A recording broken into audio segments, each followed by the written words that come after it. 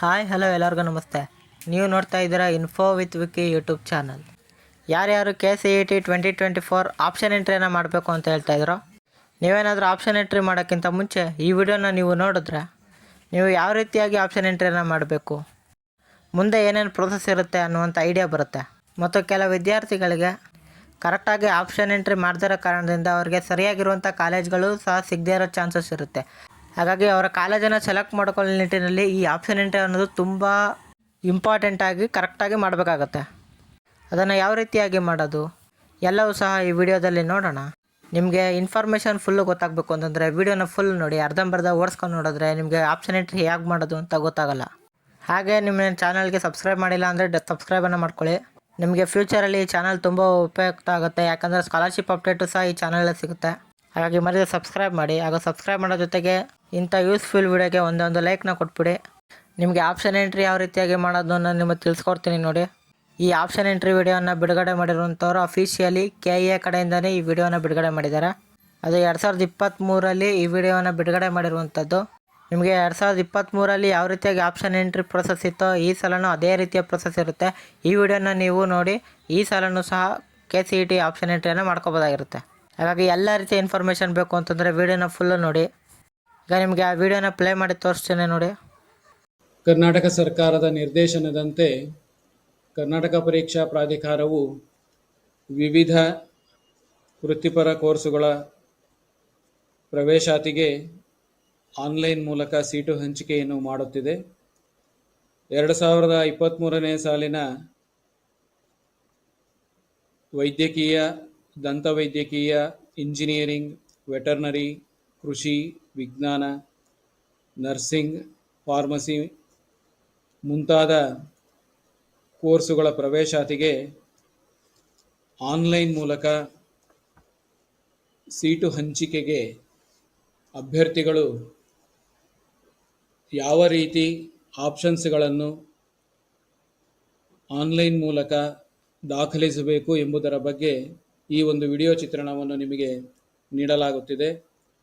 ಅಭ್ಯರ್ಥಿಗಳು ಮೊದಲಿಗೆ ಕರ್ನಾಟಕ ಪರೀಕ್ಷಾ ಪ್ರಾಧಿಕಾರದ ವೆಬ್ಸೈಟ್ kea.kr.nac.in ಅನ್ನು ಲಾಗಿನ್ ಮಾಡಿ ವೆಬ್ಸೈಟಿನಲ್ಲಿ ಆಪ್ಷನ್ ಎಂಟ್ರಿ ಲಿಂಕ್ ಅಂತ ತೋರಿಸಿರ್ತಾರೆ. ಆಪ್ಷನ್ ಎಂಟ್ರಿ ಲಿಂಕನ್ನು ಆಯ್ಕೆ ಮಾಡಿಕೊಂಡಲ್ಲಿ ನಿಮಗೆ ಈ ಸ್ಕ್ರೀನನ್ನು ತೋರಿಸಲಾಗುತ್ತದೆ. ಅಲ್ಲಿ ನೀವು ನೋಡಬಹುದು admission to medical, dental, engineering and other professional courses 2023 centralised allotment process option entry ಅಂತ. ಆಪ್ಷನ್ ಎಂಟ್ರಿಗೆ ಸಂಬಂಧಿಸಿದಂತೆ ಈಗ ನೀವು ನೋಡ್ತಾ ಇರ್ತಕ್ಕಂಥದ್ದು ಮೊದಲನೆಯ ಸ್ಕ್ರೀನು. ಇಲ್ಲಿ ಮೊದಲಿಗೆ ನೀವು ನಿಮ್ಮ CET ನಂಬರನ್ನು ಎಂಟ್ರಿ ಮಾಡಬೇಕು. CET ನಂಬರ್ ಎಂಟ್ರಿ ಮಾಡಿದ ನಂತರ ಅಲ್ಲಿ ತೋರಿಸಿರ್ತಕ್ಕಂತಹ ಕ್ಯಾಪ್ಚಾವನ್ನು ದಾಖಲಿಸಬೇಕು. ಕ್ಯಾಪ್ಚಾವನ್ನು ದಾಖಲಿಸಿ ಸಬ್ಮಿಟ್ ಬಟನ್ ಅಂತ ಇದೆ, ಆ ಸಬ್ಮಿಟ್ ಬಟನನ್ನು ಆಯ್ಕೆ ಮಾಡಿ. ಇಲ್ಲಿ ನಿಮಗೆ ಈ ಎರಡನೇ ಸ್ಕ್ರೀನಲ್ಲಿ ನೀವು ನೋಡ್ತಾ ಇದ್ದೀರಾ ವೆಲ್ಕಮ್. ಅದಾದಮೇಲೆ ಅಭ್ಯರ್ಥಿಯ ಹೆಸರು ಇರುತ್ತೆ. ಅಲ್ಲಿ ಟೆಸ್ಟಿಂಗ್ ಅಂತ ಏನಿದೆ ಇದು ಉದಾಹರಣೆ ಕೊಡ್ತಾ ಇರ್ತಕ್ಕಂಥದ್ದು.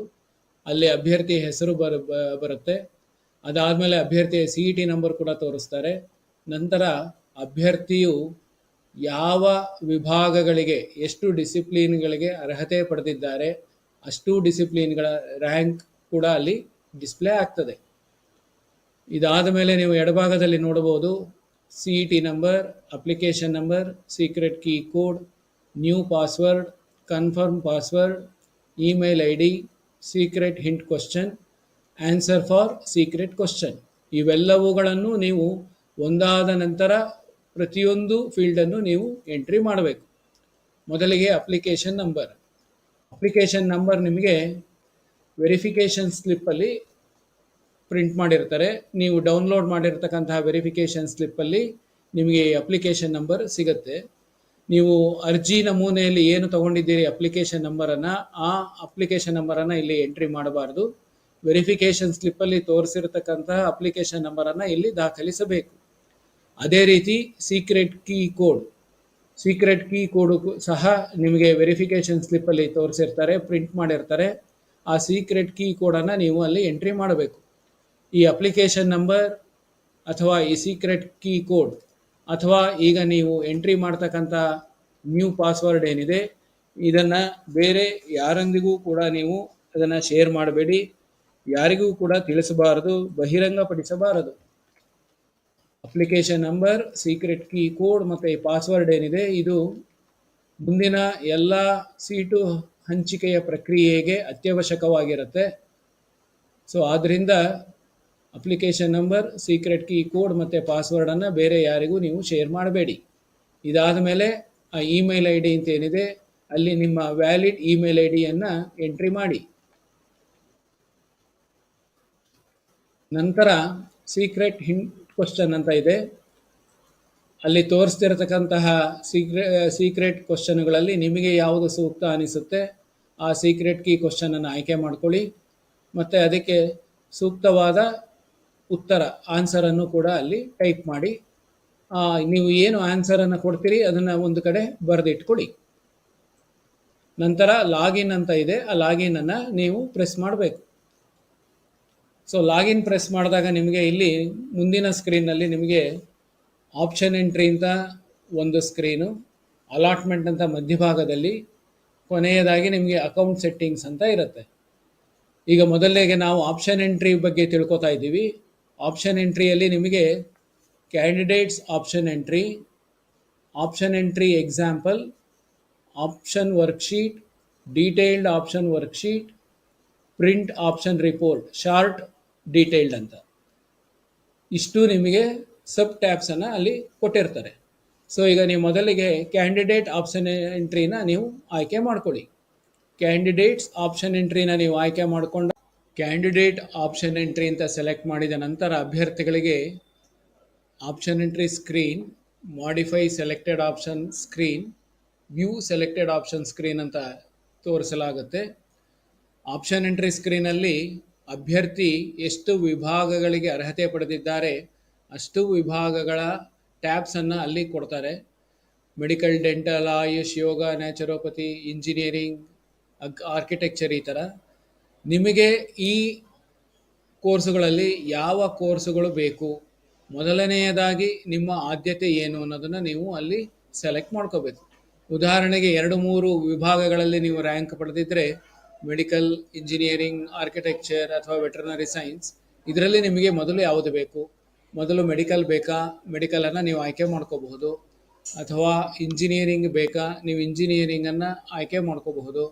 ಅಥವಾ ಆರ್ಕಿಟೆಕ್ಚರ್ ಬೇಕಾ, ಆರ್ಕಿಟೆಕ್ಚರನ್ನು ನೀವು ಆಯ್ಕೆ ಮಾಡ್ಕೋಬಹುದು. ಅಥವಾ ವೆಟರ್ನರಿ ಸೈನ್ಸ್ ನಿಮಗೆ ಬೇಕಾ, ವೆಟರ್ನರಿ ಸೈನ್ಸನ್ನು ನೀವು ಆಯ್ಕೆ ಮಾಡಬಹುದು. ಸೊ ಈ ಅಭ್ಯರ್ಥಿ ಫಸ್ಟು ಮೆಡಿಕಲನ್ನು ಆಯ್ಕೆ ಮಾಡ್ಕೊಂಡಿದ್ದಾರೆ ಅಂದರೆ ಸರ್ಕಾರದಿಂದ ಎಷ್ಟು ಕಾಲೇಜುಗಳು ಸೀಟ್ ಮ್ಯಾಟ್ರಿಕ್ಸ್ನಲ್ಲಿ ಇರುತ್ತೆ ಅಷ್ಟು ಕಾಲೇಜುಗಳು ಕೂಡ ಅಲ್ಲಿ ನಿಮಗೆ ತೋರಿಸ್ತಾರೆ. ನಿಮಗೆ ಯಾವ ಕಾಲೇಜು ಬೇಕು ಅನ್ನೋದನ್ನು ನೀವು ಅಲ್ಲಿ ಸೆಲೆಕ್ಟ್ ಮಾಡ್ಕೋಬೇಕು. ಅಂತಂದರೆ ಈಗ ಫಸ್ಟು ಗೌರ್ಮೆಂಟ್ ಬೇಕಾ, ಮೆಡಿಕಲಲ್ಲಿ ಪ್ರೈವೇಟ್ ಬೇಕಾ, ಅಥವಾ NRI ಬೇಕಾ, ಅಥವಾ ಅದರ್ಸ್ ಬೇಕಾ ಅನ್ನೋದನ್ನು ನೀವು ಫಸ್ಟು ತಿಳ್ಕೋಬೇಕು. ಖಾಸಗಿ ಕಾಲೇಜುಗಳಲ್ಲಿ ಏನಾಗುತ್ತೆ, ನಿಮಗೆ 4 ಥರವಾದ ಸೀಟುಗಳಿರುತ್ತೆ. MBBS government, MBBS private, MBBS NRI, MBBS others ಅಂತ. ಪ್ರತಿಯೊಂದಕ್ಕೂ ಕೂಡ ಪ್ರತ್ಯೇಕವಾದ ಶುಲ್ಕ ಇರುತ್ತೆ. ಶಕ್ತ್ಯಾನುಸಾರ ನಿಮಗೆ ಯಾವ ಶುಲ್ಕದ ಸೀಟು ಬೇಕು ಅನ್ನೋದನ್ನು ನೀವು ನೋಡಬಹುದು, ಅಂದರೆ ಆಯ್ಕೆ ಮಾಡ್ಕೋಬೇಕು.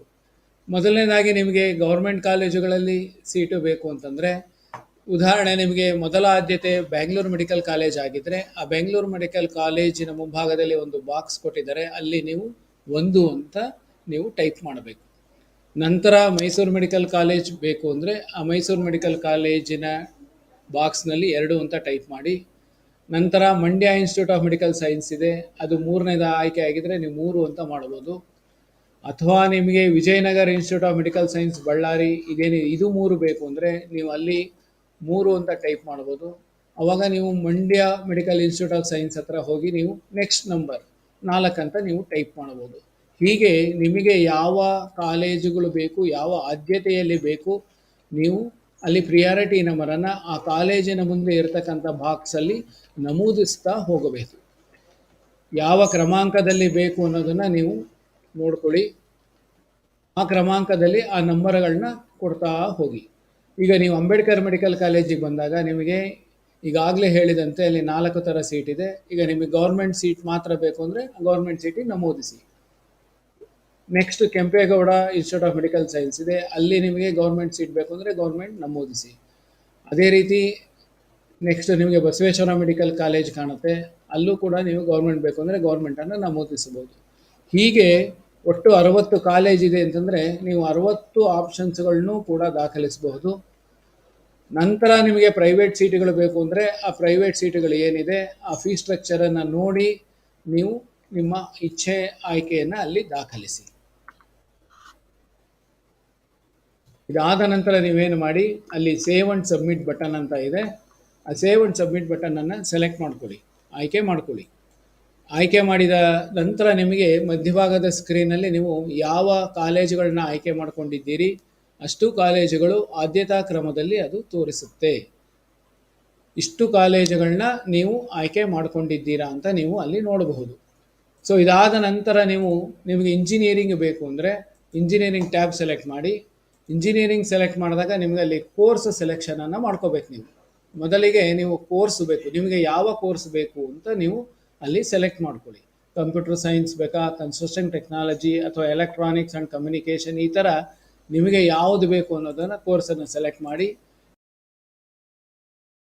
ಈಗ ಉದಾಹರಣೆಗೆ ನಿಮಗೆ ಕಂಪ್ಯೂಟರ್ ಸೈನ್ಸ್ ಆ್ಯಂಡ್ ಇಂಜಿನಿಯರಿಂಗ್ ಬೇಕು ಅಂದರೆ ಕಂಪ್ಯೂಟರ್ ಸೈನ್ಸ್ ಆ್ಯಂಡ್ ಇಂಜಿನಿಯರಿಂಗನ್ನು ನೀವು ಆಯ್ಕೆ ಮಾಡಬಹುದು. ನೀವು ಕಂಪ್ಯೂಟರ್ ಸೈನ್ಸ್ ಇಂಜಿನಿಯರಿಂಗ್ ಆಯ್ಕೆ ಮಾಡಿದ ನಂತರ ನಿಮಗೆ ಕಂಪ್ಯೂಟರ್ ಸೈನ್ಸ್ ಮತ್ತು ಇಂಜಿನಿಯರಿಂಗ್ ಎಷ್ಟು ಕಾಲೇಜುಗಳಲ್ಲಿ ಸೀಟು ಇದೆ ಅನ್ನೋದು ನಿಮಗೆ ಅಲ್ಲಿ ತೋರಿಸುತ್ತೆ. ಸೊ ನಿಮಗೆ ಬೇಕಾಗಿರತಕ್ಕಂತಹ ಕಾಲೇಜುಗಳಲ್ಲಿ ನಿಮಗೆ ಕಂಪ್ಯೂಟರ್ ಸೈನ್ಸ್ ಇಷ್ಟ ಇದ್ದರೆ ನೀವು ನಂತರದ ಪ್ರಿಯಾರಿಟಿ ನಂಬರ್ಗಳ ಆದ್ಯತಾ ಕ್ರಮ ಸಂಖ್ಯೆನ ನೀವು ನಮೂದಿಸುತ್ತಾ ಹೋಗಿ. ಯಾವ ಕಾಲೇಜಲ್ಲಿ ನಿಮಗೆ ಕಂಪ್ಯೂಟರ್ ಸೈನ್ಸ್ ಬೇಕು ಸೆಲೆಕ್ಟ್ ಮಾಡ್ಕೊಳ್ಳಿ. ಸೊ ಇದಾದ ನಂತರ ನೀವು ಸೇವ್ ಅಂಡ್ ಸಬ್ಮಿಟನ್ನು ಸೆಲೆಕ್ಟ್ ಮಾಡಿ. ಸೊ ನಿಮಗೆ ಅಲ್ಲಿ ಮಧ್ಯದ ಸ್ಕ್ರೀನ್ನಲ್ಲಿ ನಿಮಗೆ ಅದು ನೀವೇನು ಆಯ್ಕೆ ಮಾಡಿದ್ದೀರಿ ಅದು ನಿಮಗೆ ಕಾಣುತ್ತೆ. ನಂತರ ನೀವು ಕೋರ್ಸ್ ಬದಲಾವಣೆ ಮಾಡ್ಕೋಬೇಕು ಅಂದರೆ ಇಲ್ಲಿ ಸೆಲೆಕ್ಟ್ ಅಂತ ಮತ್ತೆ ಮಾಡಿಕೊಂಡು ನಿಮಗೆ ಬೇರೆ ಯಾವ ಕೋರ್ಸ್ ಬೇಕು ಆ ಕೋರ್ಸನ್ನು ಸೆಲೆಕ್ಟ್ ಮಾಡ್ಕೊಳ್ಳಿ.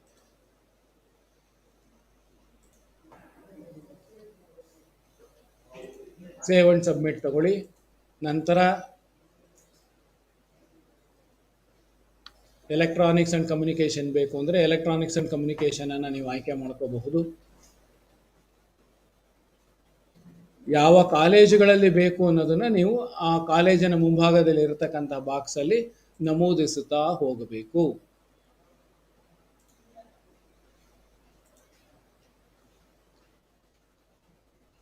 ಸುಮಾರು ಒಂದು 200 ಕಾಲೇಜ್ ಇದೆ ಅಂತಂದರೆ ನಿಮಗೆ 200 ಕಾಲೇಜುಗಳಲ್ಲೂ ಕೂಡ ಆಸಕ್ತಿ ಇದ್ದರೆ ನೀವು 200 ಕಾಲೇಜುಗಳಲ್ಲೂ ಕೂಡ ನೀವು ಆಪ್ಷನ್ಸನ್ನು ದಾಖಲಿಸಬಹುದು.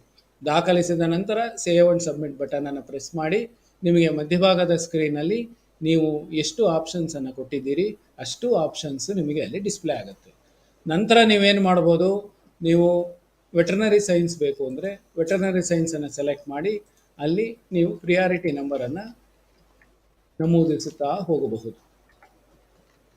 ನಂತರ ಸೇವ್ ಅಂಡ್ ಸಬ್ಮಿಟ್ ಮಾಡಿ ನಿಮಗೆ ವೆಟರ್ನರಿ ಸೈನ್ಸ್ ಕೂಡ ಅಲ್ಲಿ ಬಂದು ಸೇರಿಕೊಂಡಿರುತ್ತೆ. ಆದ್ಯತಾ ಕ್ರಮದ ಪ್ರಕಾರ ನಿಮಗೆ ಅಲ್ಲಿ ಕಾಣುತ್ತೆ. ಇಲ್ಲಿ ಕಾಣ್ತಾ ಇರತಕ್ಕಂತಹ ಕಾಲೇಜುಗಳ ಬಗ್ಗೆ ನೀವು ಬದಲಾವಣೆ ಮಾಡ್ಕೋಬೇಕು ಅಂದರೆ ನಿಮಗೆ ಯಾವುದು ಬೇಡ ಅಂದರೆ ಆ ಕಾಲೇಜುಗಳನ್ನ ತೆಗಿಬೋದು, ಅಥವಾ ಪ್ರಿಯಾರಿಟಿ ನಂಬರ್ ಅಂತ ಏನು ಹೇಳ್ತಾರೆ ಆದ್ಯತಾ ಕ್ರಮ ಸಂಖ್ಯೆಯನ್ನು ನೀವು ಬದಲಾಯಿಸ್ಕೋಬಹುದು. ಈಗ 30 ಇರೋದು 31 ಆಗಿದೆ, 31 ಇರೋದು 30 ಆಗಿರುತ್ತೆ. ಅಪ್ಡೇಟ್ ಅಂತ ಕೊಟ್ಟರೆ ಅದು ನಿಮಗೆ ಅಪ್ಡೇಟ್ ಆಗಿ ಆ ಕ್ರಮಾಂಕದಲ್ಲಿ ಕೂತ್ಕೊಳ್ಳುತ್ತೆ. ಈಗ ಉದಾಹರಣೆಗೆ ನಿಮಗೆ 38ನೇದು ಬೇಡ ಅಂದರೆ ನೀವೇನು ಮಾಡಬೇಕು, 0 ಅಂತ ಪ್ರೆಸ್ ಮಾಡಿ ಅಪ್ಡೇಟ್ ಅಂತ ಕೊಡಿ. ಸೊ ನೀವು 0 ಪ್ರೆಸ್ ಮಾಡಿ ಅಪ್ಡೇಟ್ ಕೊಟ್ಟ ತಕ್ಷಣ ಅದು ಆ ಮಧ್ಯಭಾಗದ ಸ್ಕ್ರೀನಿಂದ ಡಿಲೀಟ್ ಆಗುತ್ತೆ, ನಿಮ್ಮ ಆಯ್ಕೆಯಲ್ಲಿ ಅದು ಇರೋದಿಲ್ಲ. ಸೊ ಇನ್ನೂ ಒಂದು ಆಪ್ಷನ್ಸನ್ನು ನೀವು ತೆಗಿಬೇಕು ಅಂದರೆ ಫಾರ್ ಎಕ್ಸಾಂಪಲ್ 38ನೇ ನೀವು ತೆಗೆದಿದ್ದೀರಾ ಅಂದರೆ ಅದನ್ನು 0 ಪ್ರೆಸ್ ಮಾಡಿ ಅಪ್ಡೇಟ್ ಅಂತ ಕೊಡಿ. ಸೊ ಈ ರೀತಿ ನೀವು ಬದಲಾವಣೆಯನ್ನು ಕೂಡ ನೀವು ಮಾಡ್ಕೋಬಹುದು. ನಿಮಗೆ ಕೊನೆಯ ಸ್ಕ್ರೀನ್ನಲ್ಲಿ ನಿಮಗೆ ಪ್ರಿಂಟ್ ಆಪ್ಷನ್ ರಿಪೋರ್ಟ್ ಅಂತ ಕಾಣುತ್ತೆ. ನೀವು ಯಾವ ಕಾಲೇಜುಗಳು ಹಾಕಿದ್ದೀರಿ ಅದರದ್ದು ಕೋರ್ಸು ಮತ್ತು ಫೀ ಸ್ಟ್ರಕ್ಚರ್ ಅದು ಕೂಡ ನಿಮಗೆ ಅಲ್ಲಿ ಬರುತ್ತೆ. ಸೊ ನೀವು ಅಲ್ಲಿ ಶಾರ್ಟಾಗಿ ಪ್ರಿಂಟೌಟನ್ನು ತಗೊಳ್ಳಿ, ಡೀಟೇಲ್ಡ್ ಆಗು ಕೂಡ ನೀವು ಪ್ರಿಂಟೌಟನ್ನು ತಗೋಬಹುದು. ಪ್ರಿಂಟೌಟನ್ನು ತಗೊಂಡು ಪರಿಶೀಲಿಸಿ ಮತ್ತೆ ನೀವೇನಾರ ಬದಲಾವಣೆ ಮಾಡಬೇಕು ಅಂತಂದರೆ ಮತ್ತೆ ನೀವು ಈ ಸ್ಕ್ರೀನಿಗೆ ಬಂದು ನಿಮಗೆ ಯಾವ ರೀತಿ ಬದಲಾವಣೆ ಬೇಕು ಅಥವಾ ಯಾವುದಾದ್ರೂ ಹೊಸದಾಗಿ ಆ್ಯಡ್ ಮಾಡಬೇಕಾ, ಮೆಡಿಕಲಲ್ಲಿ ಯಾವುದಾದ್ರೂ ಬಿಟ್ಟೋಗಿದೆಯಾ, ಮೆಡಿಕಲಲ್ಲಿ ನೀವು ಆ್ಯಡ್ ಮಾಡ್ಬೇಕಂದ್ರೆ ಮೆಡಿಕಲನ್ನು ಬಿಟ್ಟೋಗಿರ್ತಕ್ಕಂಥದ್ದನ್ನು ನೀವು ಆ್ಯಡ್ ಮಾಡಬಹುದು, ಅಥವಾ ಡೆಂಟಲ್ ಸೇರಿಸಿಲ್ಲ ಅಂದರೆ ಡೆಂಟಲನ್ನು ನೀವು ಸೇರಿಸ್ಕೋಬಹುದು. ಅದೇ ರೀತಿ ನಿಮಗೆ ಯಾವ ಕೋರ್ಸ್ಗೆ ಆಯ್ಕೆ ಇರುತ್ತೆ, ಇಚ್ಛೆ ಇರುತ್ತೆ, ಅದನ್ನು ನೀವು ಅಲ್ಲಿ ಸೆಲೆಕ್ಟ್ ಮಾಡಿಕೊಂಡು ಆ ಡಿಸಿಪ್ಲಿನನ್ನು ಆಯ್ಕೆ ಮಾಡಿ ನೀವು ಆಪ್ಷನ್ಸನ್ನು ನಮೂದಿಸುತ್ತಾ ಹೋಗಬಹುದು. ಪ್ರತಿ ಸಲ ನೀವು ನಮೂದಿಸಿದ ನಂತರ ಸೇವ್ ಅಂಡ್ ಸಬ್ಮಿಟನ್ನು ಸೆಲೆಕ್ಟ್ ಮಾಡ್ಕೊಳ್ಳಿ. ನೀವು ಏನು ಸೇವ್ ಅಂಡ್ ಸೆಲೆಕ್ಟ್ ಮಾಡಿ ಆಯ್ಕೆ ಮಾಡಿರ್ತೀರಿ ಅದು ನಿಮಗೆ ಮಧ್ಯಭಾಗದ ಸ್ಕ್ರೀನಲ್ಲಿ ನಿಮಗೆ ಕಾಣುತ್ತೆ. ಮತ್ತೊಮ್ಮೆ ನಿಮಗೆ ಅಲ್ಲಿ ಪ್ರಿಂಟ್ ಆಪ್ಷನ್ಸ್ ಕೂಡ ಇರುತ್ತೆ. ಮತ್ತೆ ನೀವು ಪ್ರಿಂಟ್ ತಗೊಳ್ಳಿ, ಬದಲಾವಣೆ ಬೇಕು ಅಂದರೆ ಇದೇ ಕ್ರಮವನ್ನು ಅನುಸರಿಸಿ ನೀವು ಬದಲಾವಣೆಯನ್ನು ಮಾಡ್ಕೋಬಹುದು. ನೀವು ಈ ಆಪ್ಷನ್ಸನ್ನು ಎಂಟ್ರಿ ಮಾಡೋದಕ್ಕಿಂತ ಮುಂಚೆ ನಿಮಗೆ ಯಾವ ಕಾಲೇಜು ಬೇಕು, ಯಾವ ಕೋರ್ಸ್ ಬೇಕು, ಯಾವ ಕ್ರಮಾಂಕದಲ್ಲಿ ಬೇಕು, ನಿಮಗೆ ಮೊದಲು ಮೆಡಿಕಲ್ ಬೇಕಾ ಅಥವಾ ಮೊದಲು ಇಂಜಿನಿಯರಿಂಗ್ ಬೇಕಾ ಅನ್ನೋದನ್ನು ನೀವು ಮೊದಲು ಡಿಸೈಡ್ ಮಾಡ್ಕೊಳ್ಳಿ. ಒಂದು ಪಟ್ಟಿ ಮಾಡ್ಕೊಳ್ಳಿ, ಕಾಲೇಜಸ್ ನಿಮಗೆ ಯಾವ ಕಾಲೇಜುಗಳು ಬೇಕು ಅಂತ.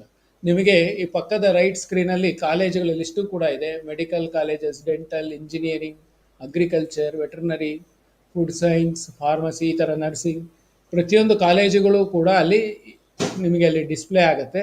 ಅದೇ ರೀತಿ ಕೋರ್ಸ್ ಕೂಡ ನಿಮಗೆ ಡಿಸ್ಪ್ಲೇ ಆಗುತ್ತೆ. ಸೊ ನಿಮಗೆ ಯಾವ ಕೋರ್ಸ್ ಬೇಕು, ಯಾವ ಕಾಲೇಜಲ್ಲಿ ಬೇಕು ಅನ್ನೋದನ್ನು ನೀವು ಆಯ್ಕೆ ಮಾಡ್ಕೋಬಹುದು. ಆಯ್ಕೆ ಮಾಡಿದ ನಂತರ ಸೇವ್ ಅಂಡ್ ಸಬ್ಮಿಟ್ ಮಾಡಿ, ನಂತರ ನೀವು ಅಪ್ಡೇಟ್ ಮಾಡಿ, ನಂತರ ಪ್ರಿಂಟ್ ತಗೊಳ್ಳಿ, ಪರಿಶೀಲಿಸಿ ನಿಮಗೇನಾದರೂ ಹೊಸದಾಗಿ ಸೇರಿಸಬೇಕಾ ಅಥವಾ ಸೇರಿಸಿರೋದನ್ನು ನೀವು ಬದಲಾವಣೆ ಮಾಡಬೇಕಾ ಅಥವಾ ಯಾವುದಾದ್ರೂ ಕಾಲೇಜ್ ಬೇಡವಾ, ನೀವು ಅದನ್ನು ಡಿಲೀಟ್ ಮಾಡಬೇಕಾ ಅಂದರೆ ಈ ಮಧ್ಯಭಾಗದ ಸ್ಕ್ರೀನಲ್ಲಿ ಬಂದು ನೀವು ಡಿಲೀಟ್ ಮಾಡ್ಬೋದು. ಪ್ರಿಯಾರಿಟಿ ನಂಬರನ್ನು ಬದಲಾವಣೆ ಮಾಡಬಹುದು. ಅಥವಾ ಹೊಸದಾಗಿ ಸೇರಿಸಬೇಕು ಅಂತಂದರೆ ಈ ಲೆಫ್ಟ್ ಸೈಡ್ ಸ್ಕ್ರೀನಲ್ಲಿ ಏನಿದೆ ಯಾವ ಕೋರ್ಸ್ ಬೇಕು ಅನ್ನೋದನ್ನು ನೀವು ಆಯ್ಕೆ ಮಾಡಿಕೊಂಡು ನಿಮಗೆ ಬೇಕಾಗಿರತಕ್ಕಂತಹ ಕಾಲೇಜನ್ನು ನೀವು ಅಲ್ಲಿ ಆಯ್ಕೆ ಮಾಡಿ ಸೇವ್ ಅಂಡ್ ಸಬ್ಮಿಟನ್ನು ನೀವು ತಗೋಬೇಕು. ಸೊ ಈ ರೀತಿ ಮಾಡೋದಕ್ಕೆ ನಿಮಗೆ ಆಪ್ಷನ್ ಎಂಟ್ರಿ ಅಂತ ಕರೀತಾರೆ. ಇಲ್ಲಿ ಏನು ಮಾಡಿ, ನೀವು ಆಪ್ಷನ್ಸ್ ಎಂಟ್ರಿ ಮುಗಿದ ನಂತರ ನೀವು ಇಲ್ಲಿ ಲಾಗೌಟ್ ಬಟನ್ ಅಂತ ಇರುತ್ತೆ. ಆ ಲಾಗೌಟ್ ಬಟನನ್ನು ನೀವು ಸೆಲೆಕ್ಟ್ ಮಾಡಿ ನೀವು ಲಾಗೌಟ್ ಆಗಬೇಕು. ಅಲ್ಲಿ ಮೇಲೆ ತೋರಿಸ್ತಿರತಕ್ಕಂತಹ ಇಂಟು ಮಾರ್ಕ್ ಅಥವಾ ಎಕ್ಸ್ ಮಾರ್ಕಿಂದ ನೀವು ಸ್ಕ್ರೀನನ್ನು ಕ್ಲೋಸ್ ಮಾಡಬೇಡಿ. ಅಲ್ಲಿ ಬ್ಯಾಕ್ ಟು ಹೋಮ್ ಅಂತ ಇದೆ. ಬ್ಯಾಕ್ ಟು ಹೋಮ್ ಅಂತ ಬಂದಾಗ ನಿಮಗೆ ಈಗಾಗಲೇ ಮೊದಲು ತೋರಿಸಿರ್ತಕ್ಕಂಥ ಸ್ಕ್ರೀನಲ್ಲಿ ನಿಮಗೆ ರೈಟ್ ಸೈಡ್ ಸ್ಕ್ರೀನಲ್ಲಿ ನೋಡಬಹುದು. ನೀವು ಚೇಂಜ್ ಪಾಸ್ವರ್ಡ್ ಇದೆ, ನೀವು ಚೇಂಜ್ ಪಾಸ್ವರ್ಡ್ ಕೂಡ ಮಾಡ್ಕೊಳ್ಳಿ. ಲಾಗಿನ್ ಹಿಸ್ಟ್ರಿ ಇರುತ್ತೆ, ನೀವು ಎಷ್ಟು ಸಲ ಲಾಗಿನ್ ಆಗಿದ್ದೀರಿ ಅದು ಕೂಡ ನೋಡಬಹುದು. ಮೊಬೈಲ್ ನಂಬರ್ ಅಂತ ಇದೆ, ಚೇಂಜ್ ಅಂತ ಇದೆ. ಪ್ರತಿಯೊಬ್ಬರು ಕಡ್ಡಾಯವಾಗಿ ಮೊಬೈಲ್ ನಂಬರನ್ನು ಮತ್ತು ಇಮೇಲ್ ಐ ಡಿಯನ್ನು ನಮೂದಿಸಬೇಕು. ಸರಿಯಾದ ಮೊಬೈಲ್ ಸಂಖ್ಯೆ ಮತ್ತು ಸರಿಯಾದ ಇಮೇಲ್ ಐ ಡಿಯನ್ನು ನಮೂದಿಸಿ. ಒಬ್ಬ ವಿದ್ಯಾರ್ಥಿ ವೈದ್ಯಕೀಯ ಮತ್ತು ಇಂಜಿನಿಯರಿಂಗ್ ಎರಡೂ ಡಿಸಿಪ್ಲಿನ್ಗಳಲ್ಲಿ ಅರ್ಹತೆ ಪಡೆದಿದ್ದರೆ ಹಾಗೂ ಆ ವಿದ್ಯಾರ್ಥಿಯ ಮೊದಲ ಅಪೇಕ್ಷೆ ಅಂದರೆ ಫಸ್ಟ್ ಪ್ರಿಫರೆನ್ಸ್ ಮೆಡಿಕಲ್ ತಗೋಬೇಕು, ನಾನು ಮೆಡಿಕಲ್ ಸೀಟ್ಗೆ ಫಸ್ಟು ಆಪ್ಷನ್ಸ್ಗಳನ್ನು ನೀಡಬೇಕು ಅನ್ನೋದು ಆ ವಿದ್ಯಾರ್ಥಿ ಅಪೇಕ್ಷೆ ಪಟ್ಟಿದ್ದಲ್ಲಿ ಅಂತಹ ವಿದ್ಯಾರ್ಥಿಗಳು ವೈದ್ಯಕೀಯ ಕೋರ್ಸಿಗೆ ಸಂಬಂಧಪಟ್ಟಂತೆ ಸಾಕಷ್ಟು ಹೆಚ್ಚಿನ ಸಂಖ್ಯೆಯಲ್ಲಿ ಇಚ್ಛೆಗಳನ್ನು, ಆಪ್ಷನ್ಸ್ಗಳನ್ನು ನೀಡಬೇಕು. ಈ ಇಚ್ಛೆ ಆಪ್ಷನ್ಸ್ಗಳನ್ನು ನೀಡಬೇಕಾದ್ರೆ ಕಾಲೇಜುಗಳಲ್ಲಿ ನಿಗದಿಪಡಿಸಿರತಕ್ಕಂತಹ ಶುಲ್ಕವನ್ನು ಗಮನಿಸಿ, ಕಡ್ಡಾಯವಾಗಿ ಗಮನಿಸಬೇಕು. ನಿಮ್ಮ ಶಕ್ತ್ಯಾನುಸಾರ ನೀವು ಶುಲ್ಕದ ವಿವರಗಳನ್ನು ತಿಳಿದುಕೊಂಡು ನೀವು ಆಪ್ಷನ್ಸ್ಗಳನ್ನು ನಮೂದಿಸಬೇಕು. ಯಾವ ಆಯ್ಕೆಗಳನ್ನು ನಮೂದಿಸಬೇಕು ಎನ್ನುವುದು ಕುರಿತು ನೀವು ಮನೆಯಲ್ಲಿ ಪೂರ್ವಭಾವಿಯಾಗಿ ಸಿದ್ಧತೆಯನ್ನು ಮಾಡಿಕೋಬೇಕು. ತಮ್ಮ ಪೋಷಕರ ಹತ್ರ ಸಮಾಲೋಚನೆ ಮಾಡಬೇಕು. ನಿಮಗೆ ಯಾವ್ಯಾವ ಆಪ್ಷನ್ಸ್ ಬೇಕು ಅನ್ನೋದನ್ನು ಮೊದಲು ಒಂದು ಬಿಳಿ ಹಾಳೆಯಲ್ಲಿ ಬರ್ಕೋಬೇಕು, ಪಟ್ಟಿ ಮಾಡ್ಕೋಬೇಕು. ನಂತರ ನೀವು ಆಪ್ಷನ್ಸ್ಗಳನ್ನು ದಾಖಲಿಸಬೇಕು. ಈಗ ಇಲ್ಲಿ ಗಮನಿಸ್ಬೋದು ನೀವು, ಮೆಡಿಕಲ್ ಮತ್ತು ಇಂಜಿನಿಯರಿಂಗ್ ಎರಡೂ ವಿಭಾಗದಲ್ಲಿ ರ್ಯಾಂಕ್ ಪಡೆದಿರತಕ್ಕಂಥ ಅಭ್ಯರ್ಥಿ ಮೊದಲಿಗೆ ಮೆಡಿಕಲ್ ಸೀಟುಗಳನ್ನು ಆಪ್ಷನ್ಸ್ಗಳನ್ನು ದಾಖಲಿಸಿದ್ದಾರೆ. MBBS ಗೌರ್ಮೆಂಟ್ ಈ ಥರ ನೀವು ಇಲ್ಲಿ ನೋಡ್ತಾ ಇದ್ದೀರಾ. ಅಲ್ಲಿ ಹಾಗೆ MBBS ಗೌರ್ಮೆಂಟ್ ಅನ್ನೋದ್ರ ಪಕ್ಕದಲ್ಲಿ ಫೀ ಸ್ಟ್ರಕ್ಚರ್ ಕೂಡ ಅಲ್ಲಿ ಡಿಸ್ಪ್ಲೇ ಆಗಿರುತ್ತೆ. ಆ ಫೀ ಸ್ಟ್ರಕ್ಚರನ್ನು ನೀವು ಗಮನಿಸಬೇಕು.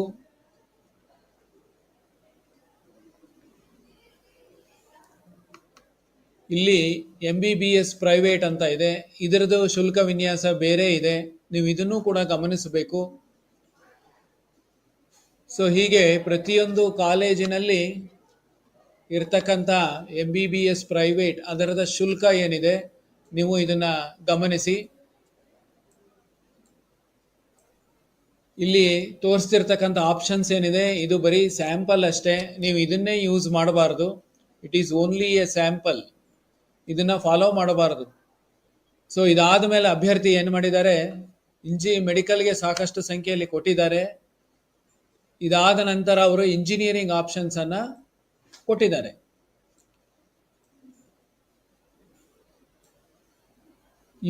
University Visvesvaraya college of engineering ಅಲ್ಲಿ ಕಂಪ್ಯೂಟರ್ ಸೈನ್ಸ್ ಹಾಕಿದ್ದಾರೆ, SKSJT ಕಂಪ್ಯೂಟರ್ ಸೈನ್ಸ್. ಸೊ ಈ ರೀತಿ ಆಪ್ಷನ್ಸ್ಗಳನ್ನು ಅವರು ವೈದ್ಯಕೀಯ ನಂತರ ಕೊಟ್ಟಿದ್ದಾರೆ. ಸೊ ಇದು ಒಂದು ತರಹದ ಆಪ್ಷನ್ಸ್ ಅನ್ನ ಎಂಟ್ರಿ ಮಾಡ್ತಕ್ಕಂಥ ಒಂದು ಮೆಥಡ್. ನೀವು ಇದೇ ಕ್ರಮದಲ್ಲಿ ಮಾಡಬೇಕು, ಹೀಗೆ ಮಾಡಬೇಕು ಅನ್ನೋದು ಅಲ್ಲ. ಯಾವ ಮೆಡಿಕಲ್ ಆದ ಮೇಲೆ ನೀವು ಇಂಜಿನಿಯರಿಂಗ್ ಅನ್ನು ಕೂಡ ಆಪ್ಷನ್ಸ್ಗಳನ್ನು ದಾಖಲಿಸಬಹುದು ಎಂಬುದಕ್ಕೆ ನಿಮಗೆ ಈ ಒಂದು ಉದಾಹರಣೆಯನ್ನ ಇಲ್ಲಿ ಕೊಡ್ತಾ ಇದ್ದಾರೆ.